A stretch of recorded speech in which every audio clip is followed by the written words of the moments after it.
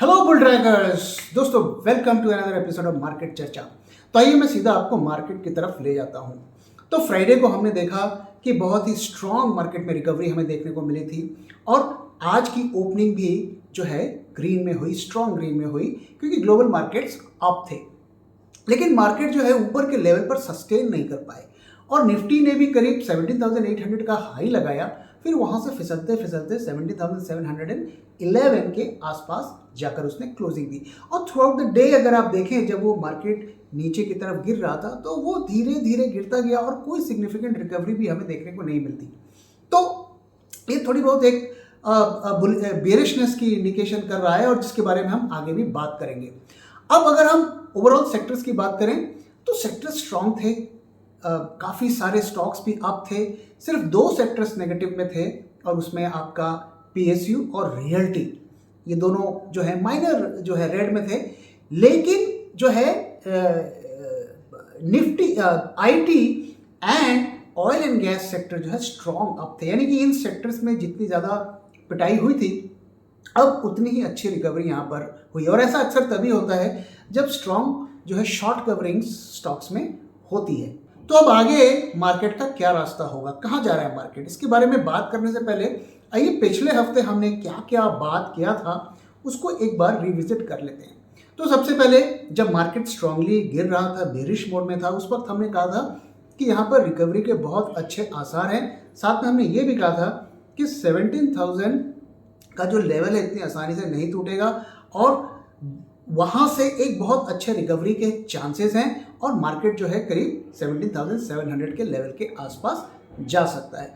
दूसरी चीज़ हमने आपसे ये भी शेयर किया था कि जो हमारे जो एल्गोज हैं उन्होंने जो है उसमें निफ्टी का बाय सिग्नल आ गया था, लेकिन बैंक निफ्टी का जो है सिग्नल बाय का नहीं आया था, वो अभी भी सेल में चल रहा है। तो अगर अभी हमें मार्केट में पोजीशन बनानी हो तो हमें कैसी पोजीशन बनानी है तो अगर अभी हमें मार्केट में पोजीशन बनानी हो तो हमें कहां बनानी है, तो चलिए बीटी इंडिकेटर के पास चलते हैं और उससे पूछते हैं।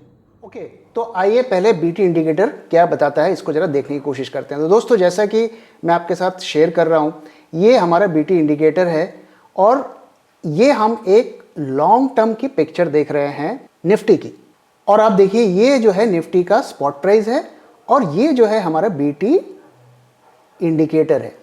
तो जब ग्रीन में होता है, जैसा कि आप जानते हैं, तो वो बुलिश होता है और जब रेड में होता है तो वो बियरिश होता है। अब आप देखिए, मैंने पिछले हफ्ते आपके साथ शेयर किया था कि मार्केट यहां पर गिर रहा है, लेकिन हमारा इंडिकेटर जो है नहीं गिर रहा है, ये एक्चुअली थोड़ा ऊपर दे रहा है। तो ये एक अर्ली साइन था कि मार्केट जो है तेजी के साथ नहीं गिरेगा। अब अगर हम देखें पिछले 2 दिन का मूव, ये हमारा पिछले 2 दिन का मूव है और 2 दिन में आप देखिए हमारा इंडिकेटर जरा भी टस से मस नहीं हुआ है, वो नीचे की तरफ ही जो है स्ट्रांगली खड़ा हुआ है। तो इस वजह से ये जो अप मूव है, ये हमें जो है थोड़ा क्वेश्चन मार्क इस पर रेज हो रहा है कि इसमें कितनी स्ट्रेंथ है। लेकिन ये एक लॉन्ग टर्म की पिक्चर है, इसका मतलब ये नहीं है कि शॉर्ट टर्म में ही मार्केट ऊपर नहीं जा सकता। तो आइए थोड़ा हम शॉर्ट टर्म की पिक्चर देखते हैं कि उसमें क्या ये इंडिकेटर बताता है। तो मैं आपको थोड़ा क्लियर कर दूं कि जब हम लॉन्ग टर्म की बात करते हैं तो मोस्टली हम एक्सपायरी टू एक्सपायरी 1 महीने तक की बात करते हैं, क्योंकि मेजर ट्रेंड वो हमें बताता है अपने ट्रेड्स के लिए। तो मेजर ट्रेंड जैसा कि आप देख रहे हैं पिछले इतने टाइम से ये क्लियरली बता रहा है कि भाई अभी बेरिश मोड में चल रहे हैं। तो जो स्लाइटली लॉन्गर टर्म ट्रेंड है वो क्लियरली अभी भी बेरिश बना हुआ है, भले ही मार्केट जो है 18,000 के लेवल के आसपास हो। अब आइए ये हम शॉर्ट टर्म की पिक्चर को देखते हैं। तो शॉर्ट टर्म की पिक्चर में आप देख सकते हैं कि यहां पर जो है बुलिश हमें दिख रहा है कि हम यहां पर बुलिश हैं। लेकिन आप एक चीज यहां पे गौर करिए कि यहां तक तो सब ठीक था, जो इंडिकेटर स्ट्रांगली बुलिश भी बोल रहा था। और अब देखिए, जब यहां पर हम नीचे के लेवल के आसपास थे 17,100 के 200 के आसपास, तब भी ये हमें बुलिश इंडिकेशन ही दे रहा था। लेकिन आज का मूव देखिए, आज का मूव क्या बताता है हमें, यहां पर ह्यूज डिक्लाइन हो रहा है इंडिकेटर में। तो ये क्लियरली हमें बता रहा है कि भाई इस आज की अगर आप उसे रैली कहें, क्योंकि मार्केट तो ग्रीन में क्लोज हुआ है, तो उसमें कुछ खास दम हमें नहीं दिख रहा है। लेकिन इंडिकेटर जो है बुलिश मोड पर बना हुआ है। तो आगे हमें क्या ट्रेड हम ले सकते हैं, आइए हम क्लियर कट आपके साथ शेयर करूंगा। देखिए दोस्तों, मैं यहां पर आपको ज़्यादा भटकाता टहलाता नहीं हूं, क्लियर कट करने की कोशिश करता हूं। भले ही मेरा प्रेडिक्शन गलत हो जाए, मेरी एनालिसिस गलत हो जाए, मुझे उसका उतना डर नहीं है।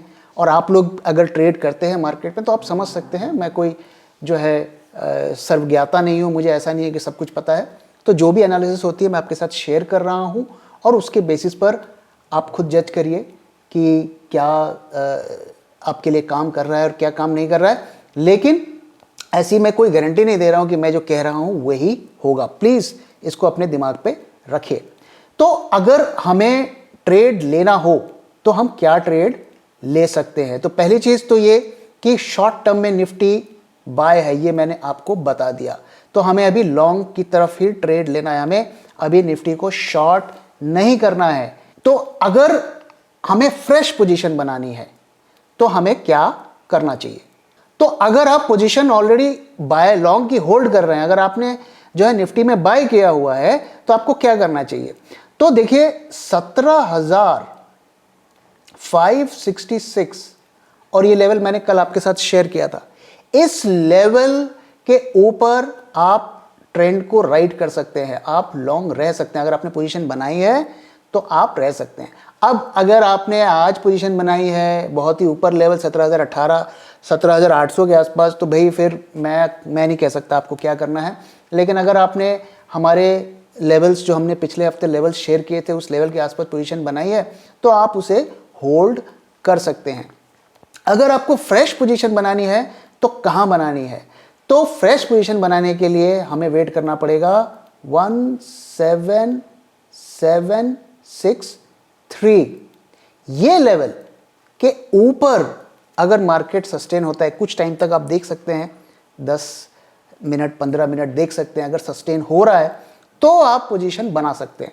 और अगर इसके ऊपर क्लोजिंग दिया तो 18,100 is a very strong possibility. देखिए 18,100 दे रहा हूं, आप इसमें से 100 तो काट दीजिए, ठीक है? तो आप 18,000 मान के चलिए, कोई बहुत ज़्यादा दूर भी नहीं है। 763 से 18,000 मतलब आपको पोजीशन बनाते बनाते 800 हो जाएगा, तो 200 पॉइंट का मूव है। लेकिन बहुत अच्छे चांस है इसके ऊपर की 18,000 के ऊपर जाएगा। लेकिन ध्यान रहे कि लॉन्ग टर्म बियर ट्रेंड में हम एक बुलिश पोजीशन की बात कर रहे हैं। तो पोजीशन में अगर प्रॉफिट में आता है तो जल्दी जल्दी काटिए, बहुत लंबे प्रॉफिट के लिए वेट करना शायद सही नहीं होगा। तो दोस्तों ये थी हमारी बीटी इंडिकेटर की एनालिसिस, और ज़रूर इस पर फीडबैक दीजिए आप कैसा लग रहा है, ताकि हम इसे और भी इम्प्रूव कर सकें। अब आइए चलिए बढ़ते हैं आज क्या सीखे के सेक्शन में। तो इस सेक्शन में आज हम जानेंगे स्टॉक ऑप्शंस के बारे में। दोस्तों काफ़ी जो नए जो ट्रेडर्स को मैं देखता हूँ, नए जो मार्केट में होते हैं, वो स्टॉक ऑप्शंस की तरफ बहुत ज़्यादा अट्रैक्टेड हो जाते हैं। कहीं से उन्हें पता चलता है कि ये स्टॉक ऊपर जाने वाला है या ये स्टॉक नीचे जाने वाला है, तो वो तुरंत कैलकुलेशन करते हैं कि एक लॉट में जो है 5,000 है, अगर ₹1 भी ऊपर चल गया तो ये ऑप्शन मुझे 5,000 का प्रॉफिट दे जाएगा, या एक नीचे गिर गया तो मुझे ये 5,000 का प्रॉफिट दे जाएगा। इस तरीके की वो कैलकुलेशन करते हैं, और ये प्योर जो है ग्रीड जो है यहाँ पर प्ले करता है। और जो ऑप्शन को सेल करता है, यानी कि जब आप ऑप्शन खरीदते हैं तो कोई ना कोई तो बेचता है, तो वो जब बेचता है तो वो उसे पता होता है कि रिटेल या जो नए ट्रेडर हैं वो कैसे सोचते हैं, और उसी ग्रीड को का वो इस्तेमाल करता है। तो अक्सर जो है ज़्यादातर टाइम्स में आप देखेंगे तो स्टॉक ऑप्शंस खरीदने वाला रेयरली प्रॉफिट कमाता है। अगर ट्रेंड उनके फेवर में मूव कर भी जाता है तो भी जो है प्रॉफिट कमाना अक्सर मुश्किल हो जाता है। उसके कई वजह हैं। उसका सबसे बड़ी वजह यह है कि जो स्टॉक का ऑप्शंस बेचता है, क्योंकि उसमें रिस्क इतना ज़्यादा होता है, इस वजह से वो बहुत महंगा बेचता है। अब कोई ऑप्शन महंगा होता है या सस्ता होता है, ये कैसे पता करना है? तो उसका प्राइस देख के नहीं पता चलेगा। 50 पैसे का रेट का भी ऑप्शन अगर हो वो भी महंगा हो सकता है, और 1,000 रुपये का ऑप्शन हो वो भी सस्ता हो सकता है। तो जो उसकी वोलेटिलिटी, जो इम्प्लाइड वोलेटिलिटी होती है, वो देख के पता चलता है कि वो कितना महंगा या सस्ता है। तो अगर हम स्टॉक ऑप्शंस को जाके देखेंगे तो वो अक्सर जो है बहुत ही हाई आईवी पर ट्रेड होते हैं। 30, 40, 50, 60, 70, 80, 90 आईवीज पर ट्रेड होते हैं, यानी कि वो इतना महंगा जो है ऑप्शंस आपको बेचा जाता है। तो इस वजह से जब आप उस पे पोजीशन बनाते हैं और आपके फेवर की मूवमेंट भी होती है तो भी अक्सर आपको उसका प्रॉफिट नहीं होता है। तो इस वजह से जो है स्टॉक ऑप्शंस को बाइंग करना जो है हमें अवॉइड करना चाहिए। एक और रीज़न जिसकी वजह से स्टॉक ऑप्शंस में अक्सर लोग फंस जाते हैं, क्योंकि स्टॉक ऑप्शंस में वॉल्यूम्स बहुत कम होते हैं। अगर आप देखेंगे तो ज़्यादातर स्टॉक ऑप्शंस में जो है वॉल्यूम 400, 500, 100, 50 ऐसे कॉन्ट्रैक्ट ट्रेड होते हैं। और आपने एक पोजीशन बनाया और बनाने के बाद जो है प्राइस मान लीजिए कि थोड़ा ऊपर चला गया या नीचे चला गया, और जब आप एग्जिट करने जाएंगे तो आपको जो है आप जब सेल करने जाएंगे तो आपको बायर ही नहीं मिलेगा, क्योंकि बायर ऐसे ही कम होते हैं। तो और मिलेगा भी तो वो ऐसा प्राइस मांगेगा कि आपको उसमें प्रॉफिट नहीं हो पाएगा। तो अक्सर लोग इसमें फंस जाते हैं। इस वजह से जो ना आपको स्टॉक ऑप्शंस की खास करके बाइंग करनी है, ना आपको सेलिंग करनी है। अगर आपको स्टॉक ऑप्शंस में काम करना ही है तो आप जो है हेजिंग के साथ करिए, ताकि आपको एक प्रोटेक्शन रहे। लेकिन ये काम भी अगर आपको करना है तो पहले आपको ऑप्शंस को समझ के, उसके रिस्क को समझ के करना है।